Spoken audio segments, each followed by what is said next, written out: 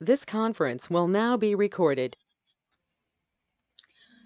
Welcome to Live Talk with Dr. B. Hill. Today we have a continued guest, Dr. Smith, with us today. So anybody who is joining in and has a question, we definitely have an ability to do that. All there is a chat button up in the right-hand corner that you can ask a question, and they will be more than glad to answer it. So Dr. B, take it away. Thank you so much, Chrissy. I really appreciate it. And of course, like you said, we have Dr. Smith here today, and Travis will be joining us shortly. He was having some internet problems, so was moving his location so he could be with us. Hi, Dr. Smith. Good afternoon, Dr. B. How are you? I'm wonderful, thank you. I really appreciate you coming and spending all your days with me. It's great. It really is great. We went Well, over. hopefully this will be a We went format over. can learn what's really going on with these opioids, Dr. B. Yes, yes, yes. And we've learned so much yesterday, and I really appreciate you digging in as far as you did, and us having the exchange about why it continues, why there's no change in the recovery if it's a brain injury or brain disorder or brain whatever you want to call it. Um, but there's no changes in in the patient's conditions They're calling and it a brain disease, disease. Okay. and they have the brain disease model of addiction. How can it be a disease? What is a disease? Well, this is what there is a very strict definition of what a disease is, and in their brain disease model of an addiction, this is an abnormality that is occurring with the brain.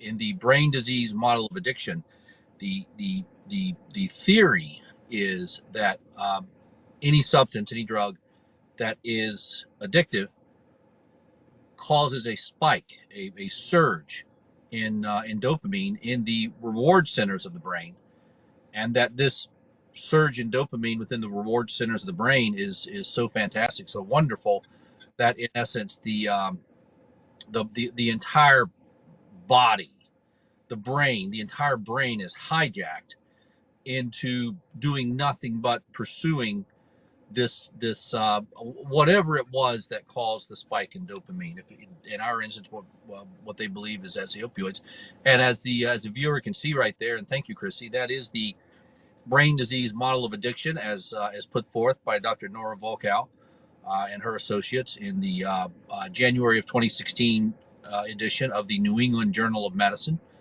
Uh, and for a lot of what we do, we zero in on the withdrawal phase, and as the viewer can see there in the brain disease model of addiction, withdrawal is considered negative energy, a lack of excitement. Those are the terms that are used to describe withdrawal. But Chrissy, if you'll pull up our catecholamine slide, uh, uh, we will work with the viewer and let them know what we found in in opioid withdrawal. Uh, and we were the first ones in the history of the world to ever actually measure this, which is not something we're particularly proud of because it's actually represents quite a failure in the practice of medicine that this was ignored for so long. But there on the screen, Dr. B, what you can see is that what we did was we went out and got IRB approval, Institutional Review Board. That's what you have to do to work with humans in clinical trials. We got IRB approval, and we got a number of volunteers, a number of participants, and these were people who are opioid dependent. In other words, when they stop taking the opioids, they get sick, and they volunteered to go off all opioids and come into the clinic on day 3 and have their blood drawn. And there, right in front of you, Dr. B, you see the results. Everything in yellow is an abnormal elevated value. And as the viewer can see in our clinical trial, 13 out of 15 individuals had at least one elevated catecholamine, what the layperson would call adrenaline. So this more than establishes the fact that uh, opioid withdrawal, which many people claim is not dangerous or harmful, just uncomfortable, opioid withdrawal is actually an extremely dangerous state part of which constitutes elevated levels of adrenaline, catecholamines. This was not science that was previously known. The p-values on these levels are all at or below 0.05. So this is real science. This is real. This is not something that can be ignored. The overwhelming majority of people that we drew their blood in opioid withdrawal, they had toxic levels of what the providers would call catecholamines, what the layperson would call adrenalines. As you can see on the list there are three catecholamines, or three adrenalines, if you will, norepinephrine, epinephrine, and dopamine. All three had abnormalities found in the first 15 participants. By the way, Dr. B, after 15 participants, we felt that these values were so incompatible with life that we called an emergency halt. But we saw abnormalities in the norepinephrine, the epinephrine, and the dopamine. 6 out of 15 people had abnormalities in more than one adrenaline, more than one catecholamine. And 2 out of 15 had the known to be deadly combination of norepinephrine and epinephrine. So for those viewers who are new with us, and for those viewers who are not familiar with our science, you're looking at it right there on the screen. And as I say, all three p-values, the norepinephrine, the epinephrine, and the dopamine, all three p-values were less than 0.05. So this is real science, and this is not something that can be ignored. The brain disease model of addiction stated that withdrawal is a state of negative energy. It's a lack of excitement is the term that's used, which is not even a scientific, not even a medical term. Lack of excitement. It's just an insult to read that. Whereas when we did hardcore science, hardcore research, we didn't find a lack of excitement. We found a previously undetected catecholamine toxicity, adrenaline toxicity, which will kill you absolutely dead.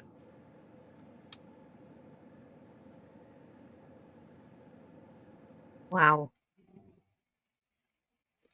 And I know that the cardiac deaths have increased tremendously, where Well, they Chris, normally were pretty flat and now they're going up. well, they've been falling for decades. Chrissy, if you'll pull up the American Heart Association slide, and again, what you're looking at on the screen right now, that is our data. The slide you're about to look at is not our data. This is the American Heart Association data. This is some of the most trusted data in the world. And Dr. B, what you're saying there is that we believe there is a profound impact from undetected, undiagnosed, untreated, widespread catecholamine toxicity. And we Right. believe that this widespread catecholamine toxicity, widespread adrenaline toxicity, has resulted in a massive epidemic of cardiovascular deaths. And we believe this is reflected in the American Heart Association data. As the viewer can see there on the far right is an upward blip.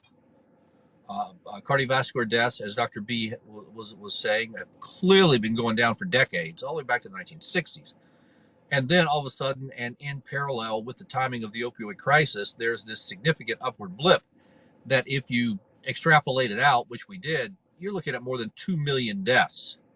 It may look like a small blip on the graph, but if you extrapolate it out and bring it up into 2023, you're looking at 2 million deaths. These were preventable, avoidable, unnecessary deaths that we believe happened to people while they were in opioid withdrawal and while they were experiencing catecholamine toxicity. And we remind the viewer, 2 of the 15 in our study had both elevated norepinephrine and epinephrine levels.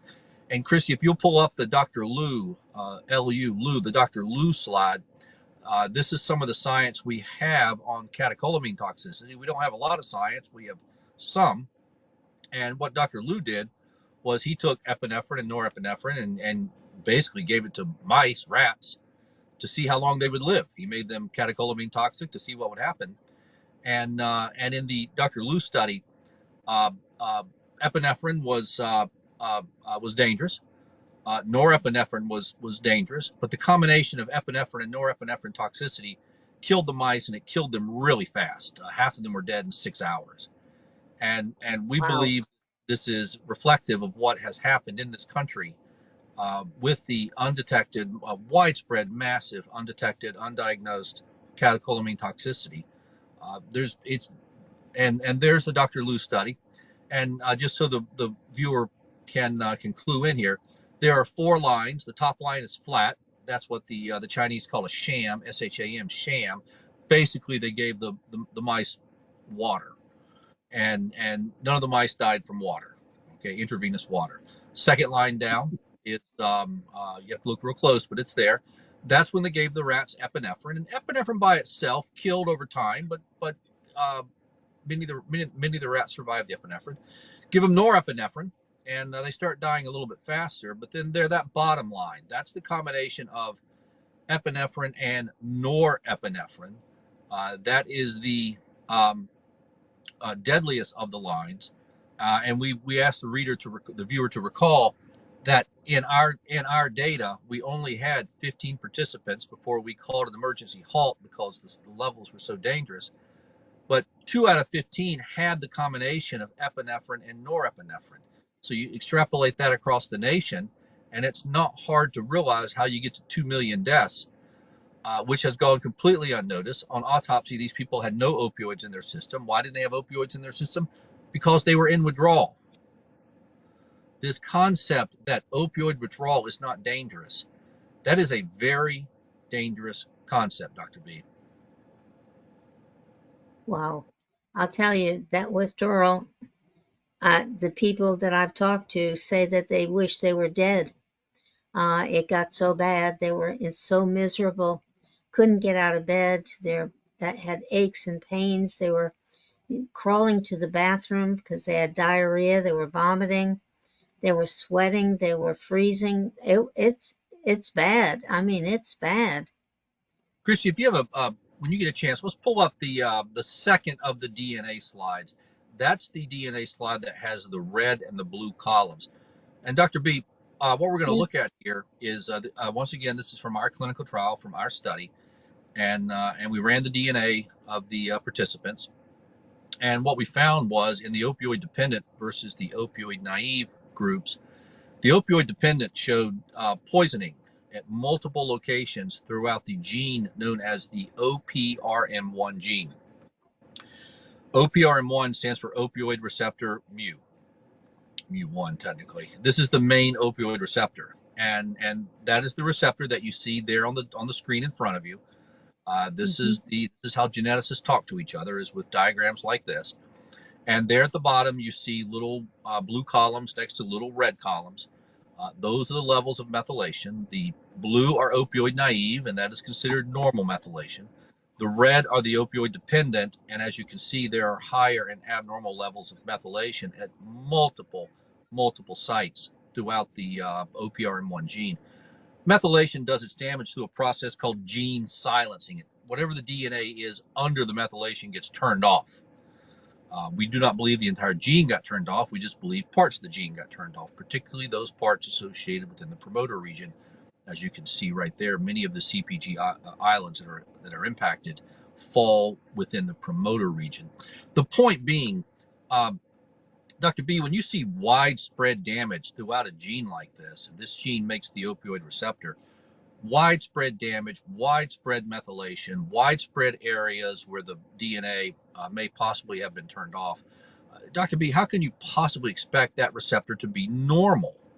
How can you possibly expect that receptor to behave normally? You cannot go into the human body, do this much damage to the DNA, and then ask the poor genes to behave normally. You did damage all over the gene, and because of that, that gene is most likely going to turn out a abnormal and dysfunctional opioid receptor, and that opioid receptor, that mu opioid receptor, is not going to be able to carry out the normal functions of a mu opioid receptor. How can it? It came from tarnished and damaged DNA. Dr. B, does that make sense?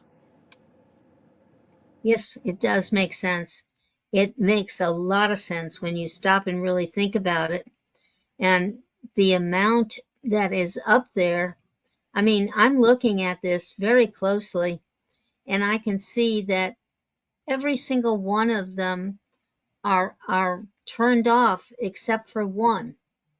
and it looks like that's just about even, but it's amazing how far reaching it is.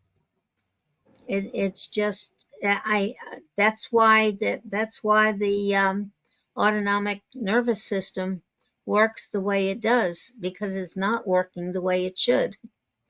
It has not been a widespread and known fact that the mu opioid receptor was involved and was as heavily involved in the autonomic nervous system.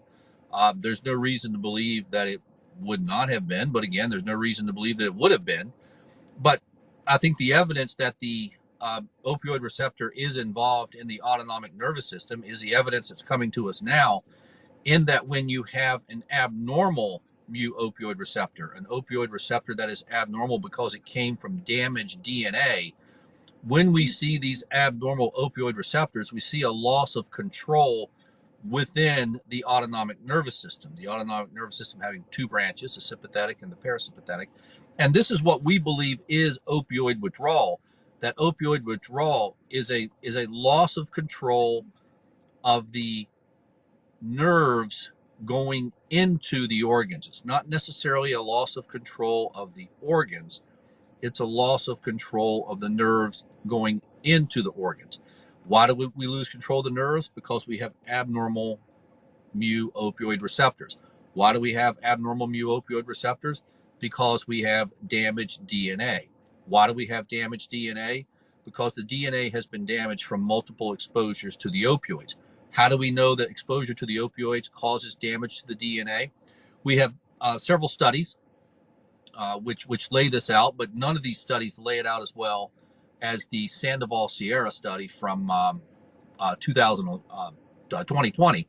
And the Sandoval Sierra study from 2020, what they did was a very simple study. They took volunteers from the local dental clinic who were opioid naive but were about to have their teeth pulled, and took DNA before, during, and after a short course of opioids.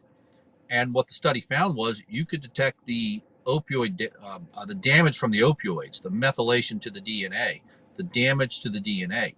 You could detect this after just a few doses of the opioids. It just goes to show you how quickly you can run into trouble with the opioids. I mean, if it starts right away when you take your first pill, you know, it manifests itself at different times, but if it starts right away, it's a powerful thing that's going on. The opioids need to be given with a process called informed consent. Now that we know that the opioids are as dangerous to the DNA as they are, and there's no denying this, the science is there. You can deny the science, but it's not going to be an effective strategy. Now that we know that the opioids are this damaging to the DNA, people who take opioids should be given a process called informed consent.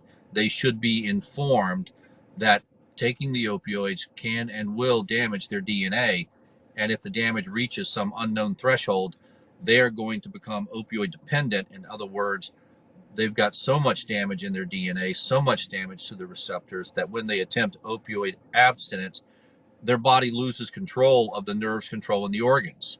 Uh, we But see this. do you really feel that it should be given out at all, except for people who may be terminal? Allow the individual to make their own decision. That's the process of informed consent. We don't need to be making the decision for them. I have no problem with the opioids being used under the process of informed consent, but this needs to be a black box warning, and there needs to be an informed consent process. This process must be part of both the provider and the pharmacist for each and every patient who takes the opioids. And I think once you have an informed consent process in place, use of the opioids is going to drop dramatically over the coming 3 years. Oh yeah, everybody that I've talked to, anybody that I've interviewed, said if they ever knew that this was going to happen to them, they would never have taken the opioid. In other words, if we had had a process of informed consent in place, the opioid crisis would have either would not have occurred or would have occurred on a much smaller scale. But we did not have a process of informed consent. And in fact, if you really sit back and look at it, Dr. B, knowing what we know about the genetic damage of the opioids, versus this fairy tale called opioid addiction.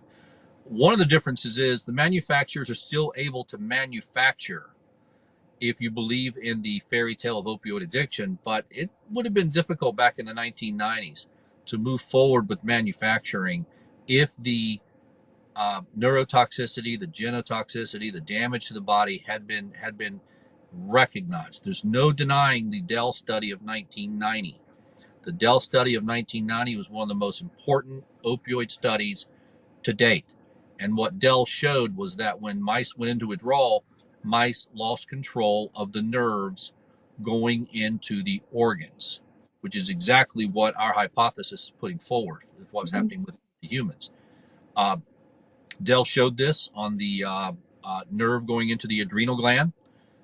Dell showed that when the mouse went into withdrawal, the sympathetic nerve controlling the adrenal gland increases activity by 400%, which basically saying the nerve lost control.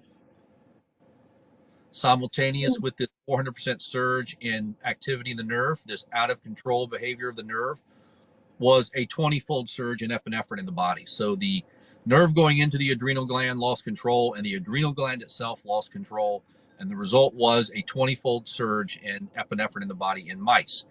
The next logical step would have been to have done this very same study measuring for adrenaline levels in humans, which is what we did in 2022. But obviously the study was delayed by 32 years. And the question is, why was this study delayed?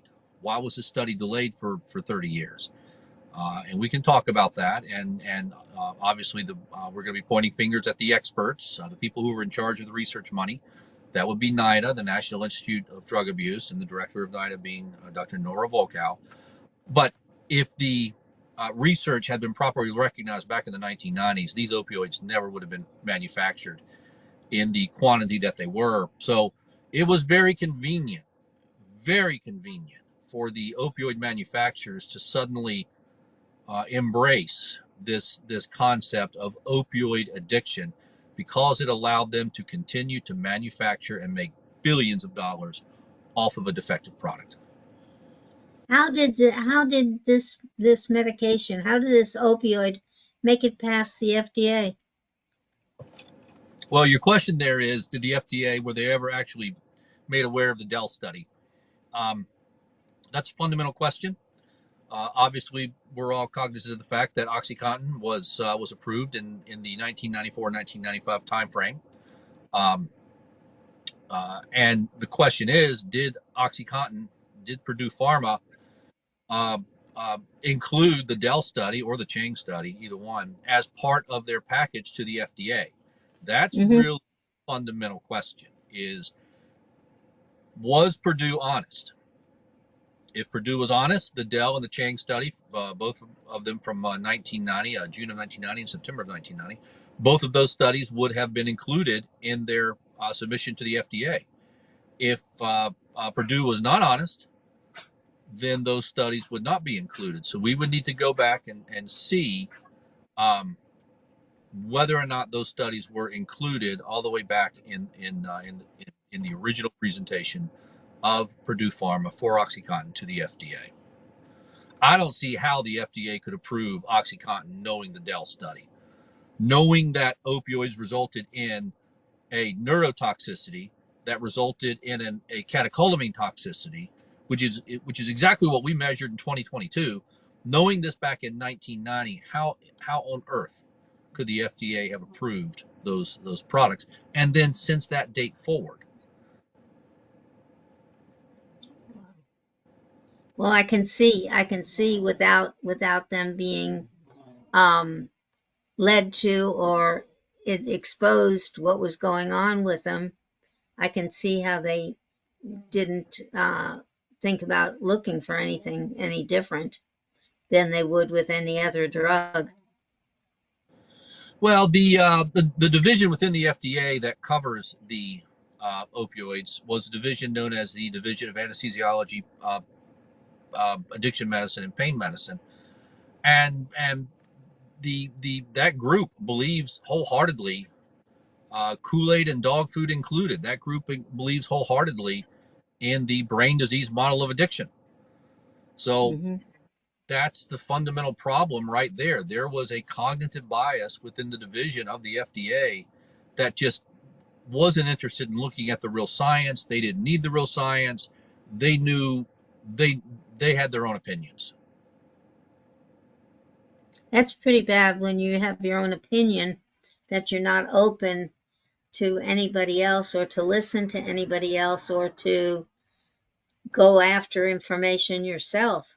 We tried to have a dialogue with that division, and we might as well just bang our heads against the wall. Their cognitive bias is deep and wide. It has to be. But I Yep. guess if you tell people something over and over and over again, they're going to believe it eventually. We tried to have a communication with the CDC and encountered the same brick wall, which is why we are now here reaching out directly to the providers across the country, and we invite you to spend time with us. Okay, we don't bite. Spend some time with us. Listen to what we have to say. Okay, listen to the science. Expose yourself to the science. Realize this science is out there, because this thing is heading for the courts. There is going to be a the class action lawsuit that we're involved in is going to be a massive class action lawsuit. But other lawsuits against providers for failure to diagnose and delay in diagnosis are inevitable. And tied up in this is going to be a whole bunch of wrongful deaths.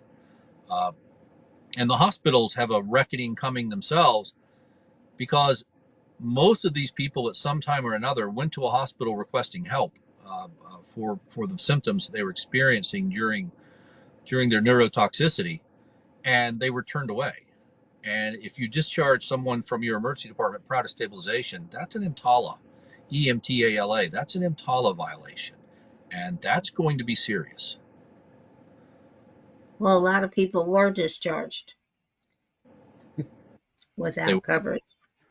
they were. In fact, um, if we were so able, it would be nice to reach out to the emergency departments and give these providers, hey, a heads up. You might want to think twice before you just send these people out and tell them they're drug addicts, because EMTALA requires stabilization prior to discharge. Now that we know these people have catecholamine toxicity, now that we know these people are experiencing adrenaline toxicity, and that failure to stabilize will result in potential death, there's going to be a whole bunch of EMTALA cases. Absolutely. That's not good. You look to your emergency room as to save lives and to make sure that when you leave there that you're going to be okay. But without stabilization and without anything to carry them on or to tell them what to do or where to go, it's not a really good practice. And there's no denying that these patients presented to the emergency department with symptoms of catecholamine toxicity. They had diaphoresis, elevated blood pressure, elevated heart rate. All the symptoms were there. Okay, it wasn't subtle. It was not subtle at all. Cognitive bias is that powerful. It's really something. It really is. And when oops, there she is. But when you really think of it, there's a lot of people out there that have lost their lives over just this problem. Hi, Chrissy. I hate to break you guys off because it's a wonderful conversation. So, but yep, our time is up for today, and we thank you, Dr. Smith, for coming in again today. So, thank you, listeners, for joining us. Live Talk with Dr. B every Monday through Thursday, starting at 12:30. Thank you, and y'all have a blessed day. Thank you, Chrissy.